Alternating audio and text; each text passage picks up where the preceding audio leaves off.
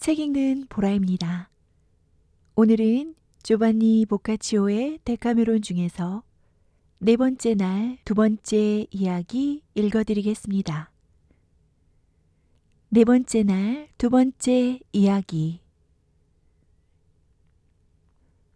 수도사 알베르토는 어떤 부인에게 천사 가브리엘이 그녀를 사랑한다고 믿게 만든 뒤 그런 식으로 여러 번 그녀와 즐거운 시간을 보냅니다. 그러다 부인의 친척들 때문에 겁을 먹고 창문으로 달아나 어느 가난한 남자의 집에 숨어듭니다. 가난한 남자는 다음날 알베르토를 야만인으로 꾸며 광장으로 데리고 갑니다. 거기서 알베르토는 동료 수도사들에게 들켜 감옥에 갑니다. 피암메타의 이야기는 동료들의 눈에서 몇 번이고 눈물을 쏟게 만들었습니다. 그러나 이제 이야기가 다 끝났기에 왕은 자세를 가다듬고 이렇게 말했습니다. 기스문다가 퀴스타르도와 나눴던 기쁨의 절반이라도 맛볼 수 있다면 목숨을 던져도 아깝지 않을 것 같군요. 이런 말을 한다고 놀라실 필요는 없습니다. 그와 같은 기쁨 한 조각도 누려보지 못한 저로서는 살아있는 매 순간이 죽음과도 같은 고통이니까요. 하지만 내 사정은 일단 접어두기로 하지요. 대신 팜피네아님이 내 경우와 비슷한 슬픈 줄거리로 이야기를 이어나갔으면 합니다. 팜피네아님이 피암메타님처럼 그런 이야기를 해주신다면 맹세코 내 안에 타는 불 위로 한두 방울이나마 이슬이 떨어지는 듯 느껴질 겁니다. 팜피네아는 자기가 받은 요청을 들으면서 그 말에 담긴 왕의 기분보다는 동료 전체의 기분을 더 생각했습니다. 그래서 왕의 부탁을 따르면서도 왕을 기쁘게 할 이야기보다는 모두를 즐겁게 할 이야기를 하기로 마음먹었습니다. 그리고 주제에서 벗어나지 않는 한도 내에서 좌중을 웃게 만들 이야기를 하나 시작했습니다. 잘 알려진 격언이 하나 있죠. 선함을 가장하는 사람은 나쁜 일을 할 수 있다. 그것도 그럴 것으로 생각하지 않으니까. 이 격언은 저에게 주어진 주제에 풍부한 재료를 제공해 줍니다. 특히 성직자들의 위선과 그 정도를 잘 보여주지요. 그들은 헐렁한 긴 옷을 입고 억지로 창백한 얼굴을 하고는 남에게 뭔가 부탁할 때는 천박하고 간사한 목소리를 내고 남의 속에 있는 죄를 신랄하게 비난할 때나 자기는 빼앗으면서 베풀어야 구원에 이른다고 남에게 가르칠 때는 카랑카랑하고 근엄한 목소리를 냅니다. 그뿐만이 아닙니다. 천국을 찾아 나서는 우리 같은 사람과는 달리 마치 천국의 소유자이며 주인이나 되는 양 죽어가는 사람들에게 돈을 얼마나 내느냐에 따라서 좋은 장소가 주어진다고 떠들고 이렇게 함으로써 우선 저희 자신을 그리고 저희의 말을 믿는 사람들을 기만하려 애쓰는 것입니다. 허락만 된다면 그들이 그 헐렁한 긴 옷 속에 감추고 있는 것을 소박한 많은 사람들에게 당장 폭로할 수도 있겠습니다. 하지만 지금으로서는 풋내기도 아닌 오히려 베네치아에서 가장 지위가 높은 카세시파의 수도사에게 일어난 일을 모두에게 알리면서 하느님이 저들의 위선을 벌하시기를 바랄 수밖에 없습니다. 부디 이 이야기가 기스문다의 죽음으로 슬픔에 젖은 여러분의 마음에 다소나마 웃음과 즐거움을 선사했으면 좋겠습니다. 카세시는 특별히 권위 있는 기독교 사제를 가리키는 아랍어 카시스에서 온 말입니다. 16에서 17세기 이후의 문헌에서 발견되지만 이미 14세기에 특히 베네치아에서 분명히 통용되고 있었습니다. 유능한 부인 여러분, 이몰라에 베르토 델라 마사라는 사악하고 타락한 남자가 살았어요. 그의 파렴치한 행동은 이몰라 사람들 사이에서 너무나 유명해 거짓말은 물론이고 사실을 얘기해도 이몰라에서는 아무도 그를 믿는 사람이 없었죠. 그곳에서는 더 이상 자신의 속임수가 통하지 않는다는 걸 깨달은 남자는 이몰라를 단념하고 온갖 악행이 판을 치는 베네치아로 이사를 했어요. 그러고는 다른 데서는 써먹지 않았던 방법으로 나쁜 짓을 벌여볼까 하고 생각합니다. 지금까지 벌여온 과거의 나쁜 짓들을 후회하고 반성하여 겸손히 뼛속까지 스민 듯한 모습을 하고 베네치아에 가서 누구보다도 신심이 깊은 사람인 양 수도사 노릇을 한 거예요. 수도사 알베르토 다 이몰라라고 불러달라고 하면서 말이죠. 그리고 그런 옷을 입고서 겉으로는 고기도 안 먹고 술도 안 마시며 참회와 금욕을 충실히 실천하는 절제된 생활을 하는 척 했습니다만 실은 자기가 그러고 싶을 때만 그럴 뿐이었죠. 이렇게 갑작스럽게 훌륭한 설교자가 되었건만 그가 전에는 도둑질에 뚜쟁이 짓, 화폐 위조, 거기에 살인까지 저지른 사람이었다고는 아무도 생각하지 못했어요. 하지만 그는 이런 악행을 포기했던 것이 아니라 오로지 남의 눈을 피해 저지를 기회가 오기만 기다렸던 거예요. 사제의 노름만으로도 모자라 미사를 올릴 때에는 많은 사람들 앞에서 구주의 순환을 생각하며 눈물을 흘리기까지 했더랍니다. 힘들이지 않고 원하는 만큼 눈물을 흘릴 수 있는 사람이었던 거죠. 어쨌든 그런 설교와 눈물 덕분에 그는 베네치아 사람들의 신임을 얻었고 유언장이 필요한 곳이면 어디서나 충직한 작성자와 증인이 되었고 많은 이들의 돈을 받아 관리했으며 베네치아에 사는 대부분의 선남선녀의 고해를 들어주거나 그들에게 충고를 하게 되었죠. 이렇게 하면서 그는 늑대에서 양치기로 변신했고 그 근처에서는 아시시의 성 프란체스코보다 더 명성 높은 성직자가 되었답니다. 자, 그런데 이런 판에 리세타 다 카퀴리노 부인이라는 우둔하고 멍청한 젊은 여자가 나타납니다.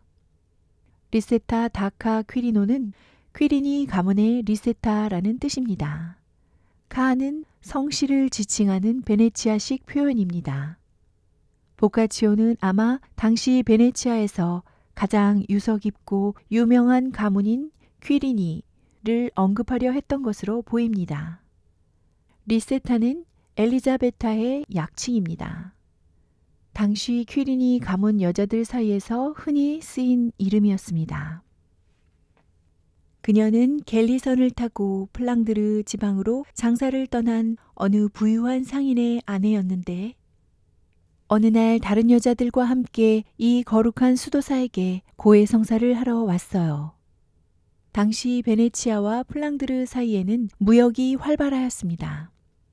베네치아 사람답게 무릎을 꿇고 앉아 조곤조곤 자기 얘기를 늘어놓던 여자는 수도사 알베르토에게서 애인이 있느냐는 질문을 받게 됐죠.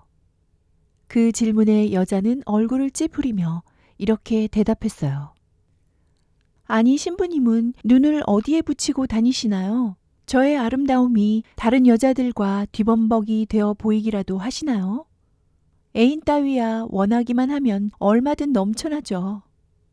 하지만 제 아름다움은 어중이 떠중이 아무나 사랑하리라고 있는 게 아니란 말이에요. 저만큼 아름다운 여자를 또 보신 적이 있나요?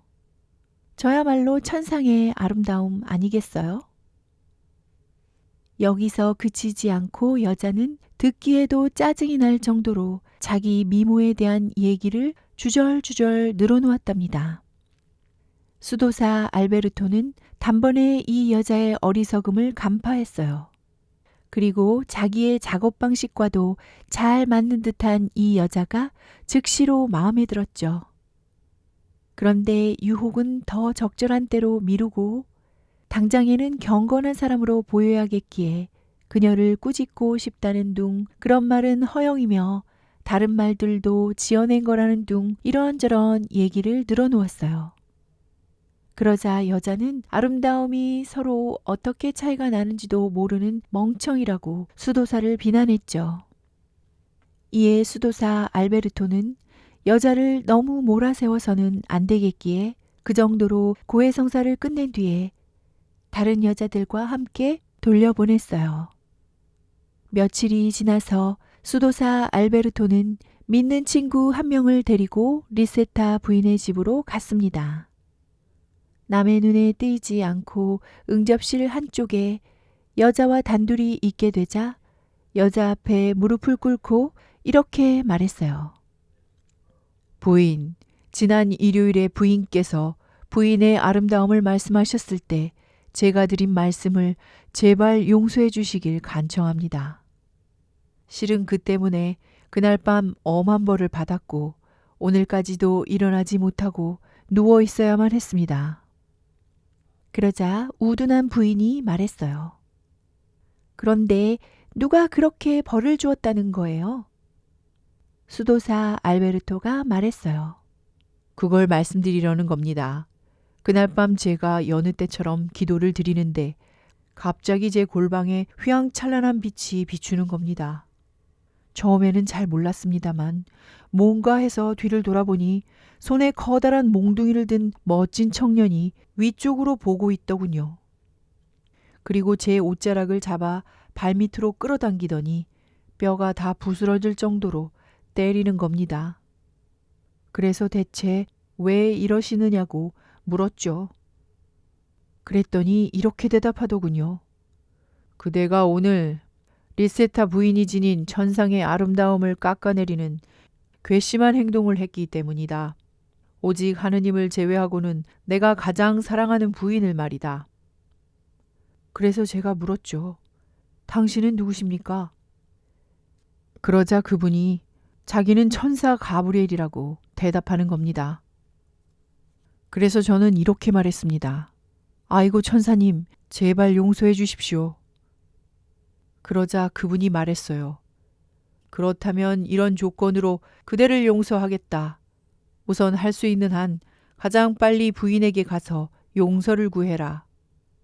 부인이 용서하지 않는다면 나는 다시 돌아와서 그대의 목숨이 붙어있는 한 계속해서 괴롭힐 것이다. 그리고 나서 그분이 하신 말씀은 부인이 저를 용서하시지 않으면 말씀을 드릴 수 없습니다. 머리 빈 그 부인은 어리석게도 이런 얘기를 듣고 무척이나 기뻐하면서 고지곳대로 믿었답니다. 그리고 이렇게 말했죠.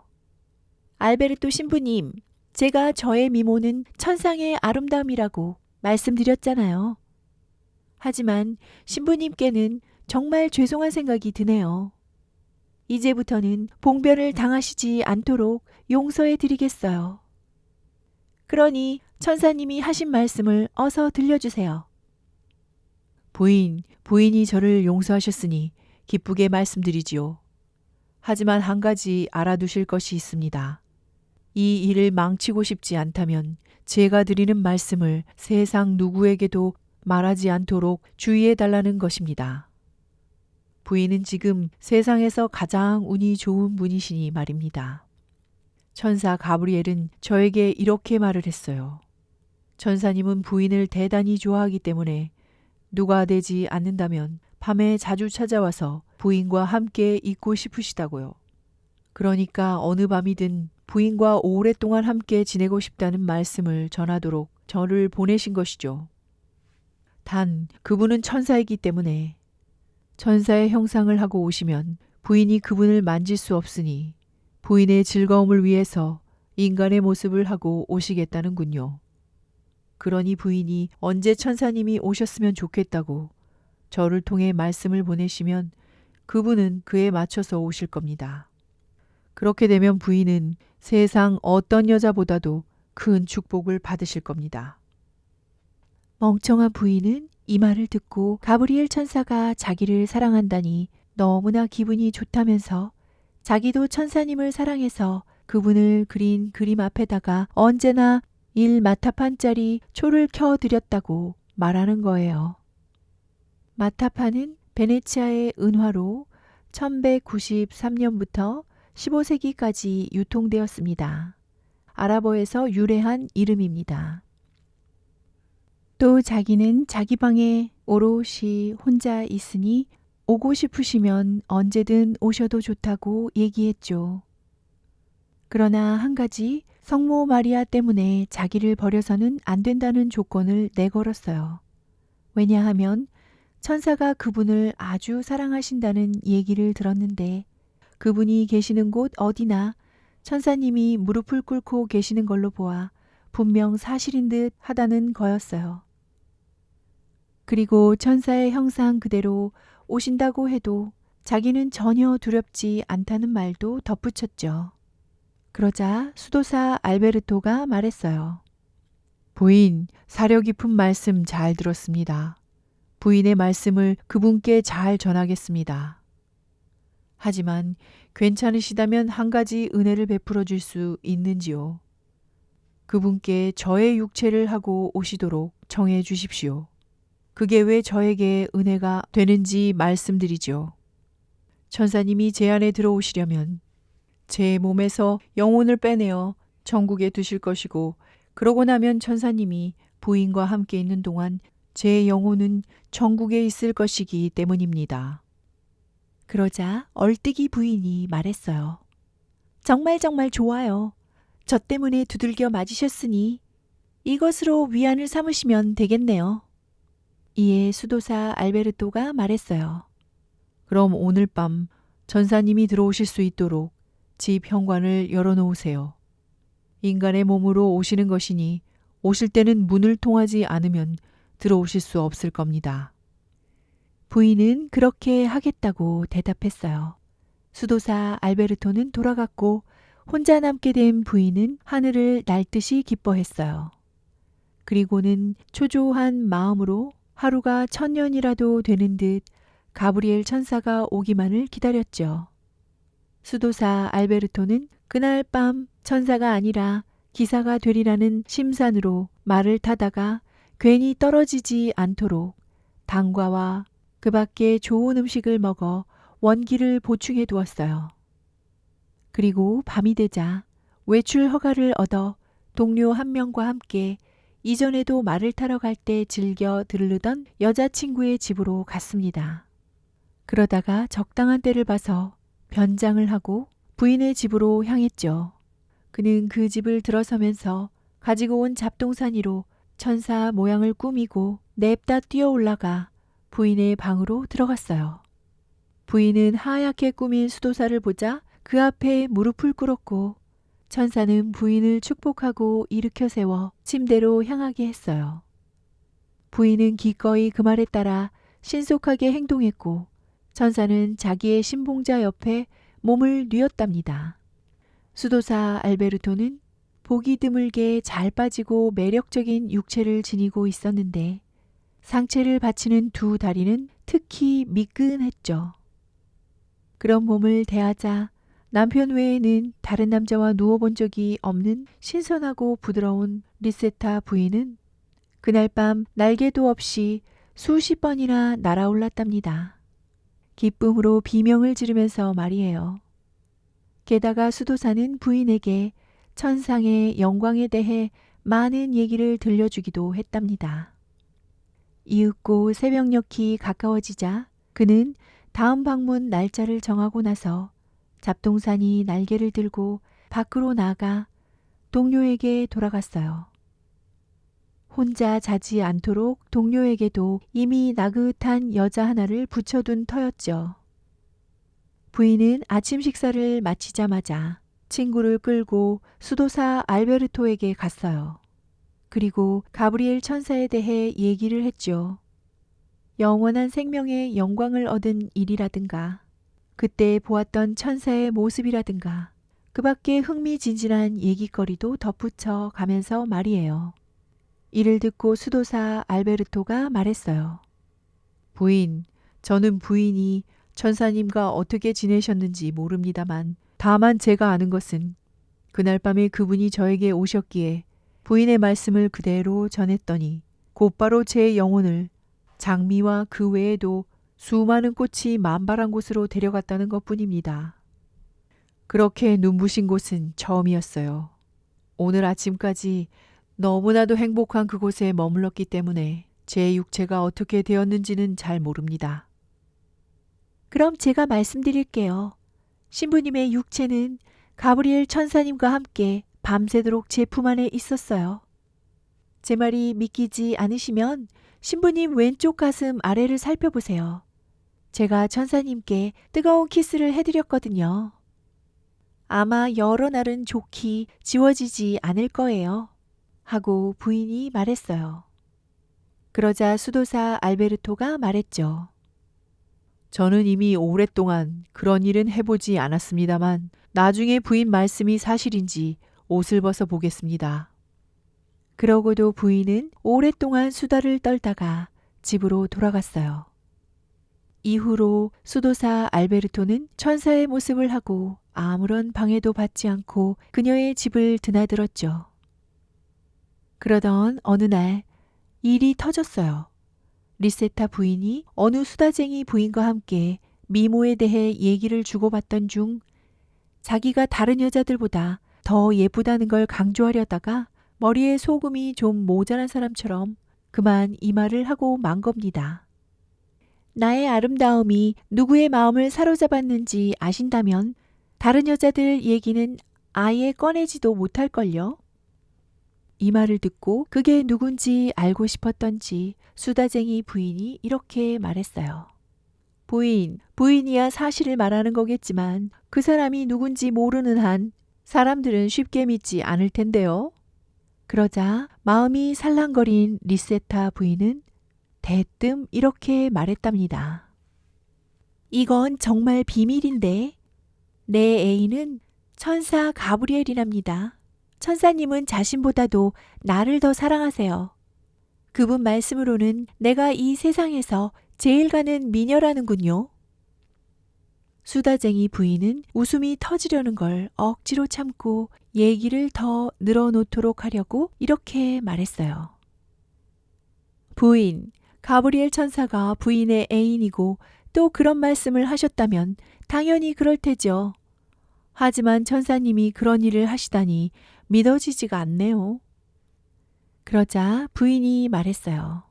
이봐요. 무슨 소리를 하는 거예요? 네, 확실히 말을 하는데요. 그분은 우리 남편보다 기술이 좋아요. 그리고 저기 위에서도 하신다고 하셨거든요. 하지만 하늘에 있는 누구보다 나를 더 예쁘게 봐주셔서 날 사랑하게 된 거고 그래서 틈만 나면 나랑 지내려고 오시는 거예요. 이제 좀 아시겠어요? 수다쟁이 부인은 리세타 부인과 헤어지고 나서 이런 터무니없는 얘기를 마음껏 떠들 기회가 오기를 하루가 천년인 것처럼 여기며 기다렸어요. 그러다 어느 잔치집에서 한 무리의 부인들을 모아놓고 그 얘기를 차근차근 늘어놓았죠. 여자들은 이 얘기를 남편과 다른 여자들에게 했고 그들은 또 다른 사람들에게 전하면서 이 얘기는 이틀도 안 돼 베네치아 전역에 파다하게 퍼지고 말았답니다. 그런데 이 얘기에 귀를 기울인 사람들 중에 부인의 시동생들도 있었던 거예요. 그들은 부인에게 어떤 말도 하지 않고 그날 천사를 만나서 정말 공중을 날 줄 아는지 보리라 마음먹었답니다. 그리고 며칠 밤을 두고 천사를 기다렸죠. 이런 일들에 대해 어떤 낌새도 채지 못했던 수도사 알베르토는 어느 날 밤 부인을 다시 만나러 갔어요. 그런데 옷을 벗자마자 그가 들어오는 걸 보고 있던 부인의 시동생들이 침실로 와서 문을 열려고 하는 거예요. 그 소리를 들은 수도사 알베르토는 무슨 일이 생긴 것으로 짐작하고 몸을 일으켰으나 피신할 곳이 없었어요. 그래서 하는 수 없이 중앙 운하로 나 있는 창문을 열고 물속으로 몸을 던졌어요. 여기서 중앙 운하는 가날 그란데를 뜻합니다. 퀴리니 가문은 베네치아의 여러 채의 저택을 소유하고 있습니다. 물이 깊었지만 수영을 잘 하는지라 전혀 다치지는 않았죠. 운하 반대편에 이르자 수도사는 아무데나 문이 열린 집으로 뛰어들어가 안에 있던 사람 좋아 보이는 남자에게 제발 목숨 좀 살려달라고 빌었어요. 왜 그 시간에 거기서 알몸으로 있었는지는 대충 얼버무리면서 말이에요. 남자는 알베르토를 불쌍하게 여기고 자기는 볼일을 보러 가야 한다면서 자기 침대에 그를 눕히고 자기가 돌아올 때까지 있으라고 말했죠. 그리고 안으로 문을 잠그고 자기 일을 보러 가버렸어요. 한편 부인의 시동생들이 방에 들어서니 가브리엘 천사는 날개를 팽개친 채 날아가고 없었어요. 그래서 부인을 비웃으며 호되게 모욕을 주고는 좌절하여 슬피 우는 부인을 내버려 두고 천사의 잡동사니 날개를 들고 집으로 돌아가 버렸답니다. 날이 밝자 사람 좋은 남자는 리알토 다리 위에서 간밤에 가브리엘 천사가 리세타 부인과 잠자리를 같이 한 이야기며 그러다가 시동생들에게 들켜서 겁을 먹고 운하로 뛰어든 이야기며 그 뒤로 어떻게 됐는지 행방이 묘연하다는 이야기를 듣게 되었죠. 그래서 집으로 돌아가 다시 확인하고 나서 밀고 당기며 협상한 끝에 부인의 시동생에게 넘기지 않는 대가로 50두카티를 받기로 합의했습니다. 두카티는 시칠리아에서 처음 주조되어 1284년 베네치아에 도입된 금화입니다. 그런 뒤 수도사 알베르토가 거기서 나가려고 하자 사람 좋은 남자가 말했어요. 이 상황에서 벗어나려면 이 방법밖에 없소. 오늘 축제가 있는데 어떤 이는 곰 모양의 옷을 입은 남자를 데리고 가고 어떤 이는 야만인으로 가장해서 가며 야만인 가면은 당시 베네치아에서 굉장한 인기를 끌었습니다. 다들 이런저런 모양으로 꾸며서 산 마르코 광장에서 사냥놀이를 한다오. 축제가 끝나면 제각기 데려온 자들을 데리고 저들 좋을 대로 가는 거지요. 여기 있다가는 감시당할 수도 있으니 괜찮다면 내가 그런 모양 중 아무거나 입혀서 당신을 데려가겠소. 그러면 원하는 곳으로 갈 수 있을 거요. 그렇게라도 하지 않으면 들키지 않고 이곳을 나갈 방도는 없다고 봅니다. 그 부인의 시동생들이 당신이 이 근처에 있다는 걸 알고서 당신을 잡으려고 눈에 불을 켜고 있으니 말이오. 수도사 알베르토는 그렇게 가장을 하고 나가는 것이 괴롭게 생각되었으나 부인의 친척들이 무서워서 아무데나 데려가주면 좋겠고 그곳으로 만족하다고 말했죠. 남자는 그의 몸에 꿀을 잔뜩 바르고 새에 잔털을 붙였으며 목에는 쇠사슬을 감고 머리에는 가면을 씌웠어요. 그리고 한 손에는 굵은 곤봉을 쥐게 하고 다른 손에는 도살장에서 끌고 온 덩치 큰 개 2마리를 쥐어주었죠. 산마르코 광장에서 열리던 사냥 축제에서는 곤봉으로 무장한 남자가 도살장에서 특별히 훈련된 사나운 개들을 시켜 짐승을 쫓게 했습니다. 짐승과 개들은 사슬에 묶어두었습니다.